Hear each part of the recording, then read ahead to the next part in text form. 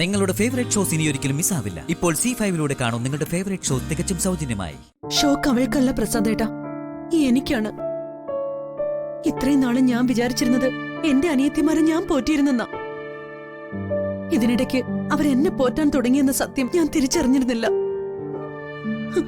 ആ ആരതി അവള് കൂടെ നിന്നിട്ടെന്നെ വഞ്ചിക്കായിരുന്നു. അപ്പൊ ഇതാണ് നിങ്ങൾ അന്വേഷിക്കേണ്ട സ്ത്രീയുടെ രൂപം. രൂപം എന്ന് പറയാൻ കാരണമുണ്ട്. ഈ കാണിച്ചിരിക്കുന്നത് മരിച്ചുപോയ എന്റെ ഭാര്യ സുഭദ്രയുടെ ചിത്രമാണ്. ഇതിലെ സുഭദ്രയുടെ അതേ ഛായയിൽ ഒരു പെൺകുട്ടി ഇവിടെ ഈ നഗരത്തിലുണ്ട്, രാധ. അവളെ വേണം എനിക്ക് കിട്ടാൻ. നിങ്ങളിൽ ആരാണോ അവളെ കാണുന്നത്, അത് എവിടെ വച്ചായാലും അവളെ ഇവിടെ കൊണ്ടുവരണം. ഒരു കാര്യത്തിൽ മാത്രം പ്രത്യേകം ശ്രദ്ധ വേണം. അവളുടെ ദേഹത്തൊരു പോറല് പോലും ഏൽക്കരുത്. കൊല്ലാനല്ല, വളർത്താനാ എനിക്ക് ആവശ്യം.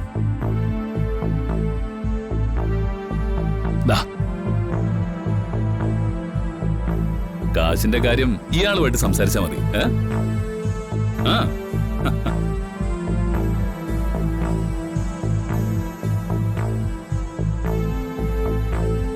കൊല്ലാനല്ല വളർത്താനാണെന്ന് പറഞ്ഞാ അവളെന്താ അലങ്കാര മത്സ്യമാണോ വളർത്തി പ്രദർശിപ്പിക്കാൻ?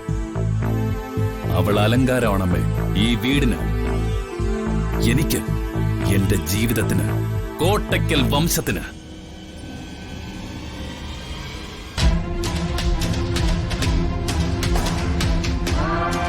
അവള് മീനല്ല, പക്ഷേ അലങ്കാരമാണ്. മേഘനാഥ, നിന്റെ ലക്ഷ്യങ്ങൾ പിഴച്ചു പോകുന്നെന്ന് നീ മറക്കുന്നു. നിന്റെ അച്ഛന് നേരിടേണ്ടി വന്ന ചതിയുടെ പ്രതികാരം തീർക്കാൻ വേണ്ടിയാ നമ്മളെ തൃപ്പങ്ങോട്ട് തറവാട്ടിൽ വന്നത് തന്നെ. ആ പ്രതികാരം മുക്കാലും നമ്മൾ തീർത്തു കഴിഞ്ഞു. ബാക്കിയുള്ളത് രാധയും അവളുടെ അനുജത്തിമാരുമാ. അവരെ കൂടി അവസാനിപ്പിച്ചാലേ എനിക്ക് സമാധാനാവൂ. ഇല്ലമ്മേ, പ്രതികാരത്തിന്റെയും പകയുടെയും ആ അധ്യായം ഞാൻ മാറ്റിവെക്കുകയാണ്. രാധയോട് എനിക്കിപ്പോ പ്രണയമാണ്. അവളെ എനിക്ക് വേണം. ഞാൻ അവളെ വിവാഹം കഴിക്കാനാണ് ഉദ്ദേശിക്കുന്നത്. ഹരിത്, ഒരിക്കലും പാടില്ല, ഒരിക്കലും. മേഘനാഥ, തെറ്റുകളിലേക്കാണ് ഇപ്പൊ നിന്റെ യാത്ര. അരുതാത്തതാണ് നീ ചിന്തിച്ചു കൂട്ടുന്നത്. രാധ മരിക്കണം, അതിലൊരു വിട്ടുവീഴ്ചയും പാടില്ലിപ്പോ.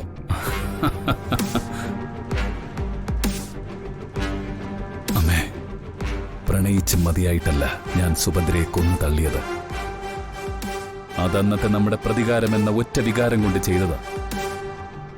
ഇപ്പൊ കാലം ഇത്രയും കഴിഞ്ഞില്ലേ? തൃപ്പങ്ങോട്ടെ പെൺകുട്ടികൾ എല്ലാ പ്രതാപങ്ങളും നഷ്ടപ്പെട്ട് നാടലഞ്ഞ് നട്ടം തിരിഞ്ഞില്ലേ? ഇനിയും പ്രതികാരം എന്ന് പറഞ്ഞ് അവരെ വേട്ടയാടുന്നതിൽ വലിയ കാര്യമൊന്നുമില്ലമ്മേ. നമുക്കത് വിട്ടുകളയാമേ.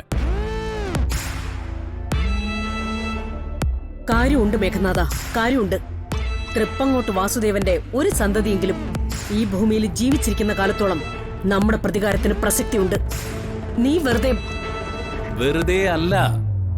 ഇനിയും നമ്മൾ പ്രതികാരം ചെയ്യാൻ ഒരുങ്ങുന്നത് നമ്മുടെ സ്വന്തം നാശത്തിന് വഴി തുറക്കുമെന്ന എന്റെ വിശ്വാസം. കോടതി വിധി അമ്മയ്ക്കറിയാമല്ലോ.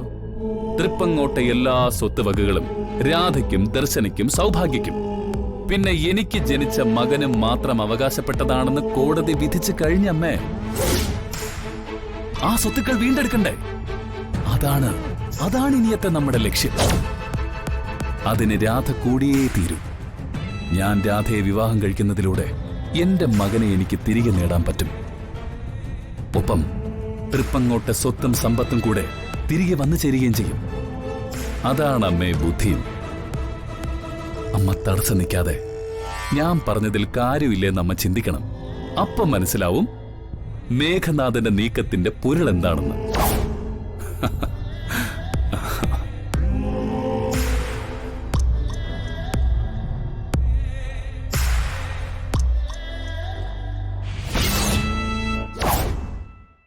പിച്ചക്കാർ ഓരോ വാതിലും മുട്ടി കൈനീട്ടും പോലെ ഓരോ കടകൾക്ക് മുമ്പിൽ പോയി ജോലി തെണ്ടു കയറുന്നില്ലേ നീ ഇതുവരെ?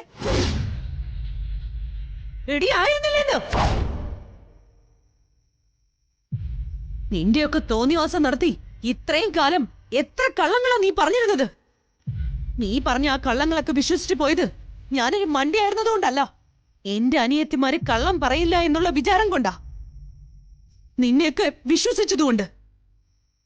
ചേച്ചി ചേച്ചി ഞാൻ തെറ്റൊന്നു. മിണ്ടരുത് നീ, വൃത്തികെട്ട ജന്തു. വീട്ടിൽ നിന്ന് ഇറങ്ങി പോകുമ്പോ എവിടേക്കാണെന്നോ എന്തിനാണെന്നോ ഞാൻ ചോദിക്കാറില്ല. എന്തുകൊണ്ട്? അതൊരു വിശ്വാസം കൊണ്ടാ. അരുതാത്തതിലൊന്നും എന്റെ അനിയത്തിമാര് പോയി തല വെക്കില്ല എന്നുള്ള വിശ്വാസം കൊണ്ട്.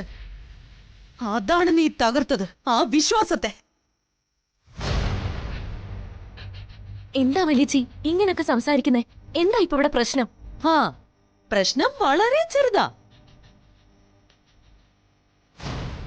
ഇവിടെ പട്ടിണി ആയതുകൊണ്ടേ നിന്റെ കുഞ്ഞേച്ചി ഒരു സൂപ്പർ മാർക്കറ്റിൽ ജോലിക്ക് കയറി. അവിടുത്തെ മുതലാളിയും പ്രസാദേട്ടന്റെ അനിയൻ മുരളിയുമായിട്ട് ഇവള് കാരണം തെരുവ് യുദ്ധം നടന്നു. എന്നിട്ട് ഇന്ന് ഈ നിമിഷം വരെ ഇവളൊരു വാക്ക്. ചേച്ചി ഞാൻ തെറ്റൊന്നും. മിണ്ടരുതെന്ന് പറഞ്ഞില്ലേടി നിന്നോട്? എടി മിണ്ടരുതെന്ന്.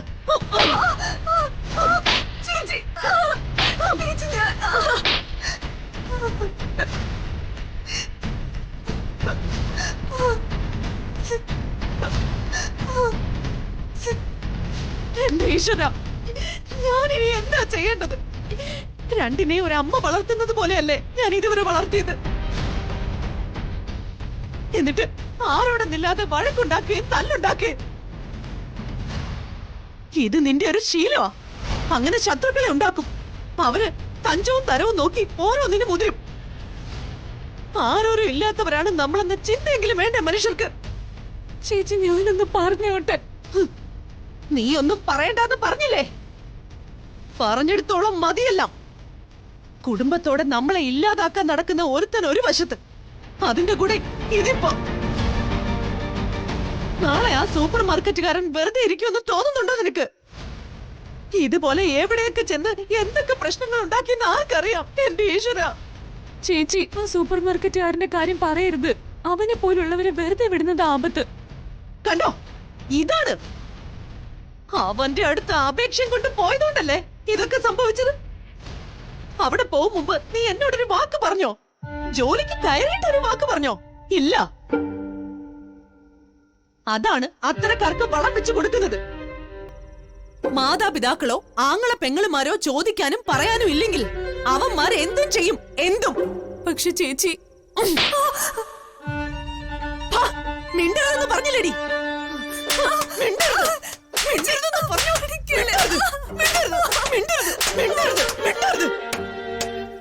നിന്റെ ഒരു വാക്ക് പോലും ഇനി എനിക്ക് കേൾക്കണ്ട. എന്റെ കൺമുന്നിൽ നിന്ന് പൊയ്ക്കോണം. പൊക്കോണം എവിടെയാന്ന് വെച്ചാ. ഇങ്ങനെ ഒരു അനിയത്തി ഇനി എനിക്കില്ല. എടി പോ, പോവാൻ.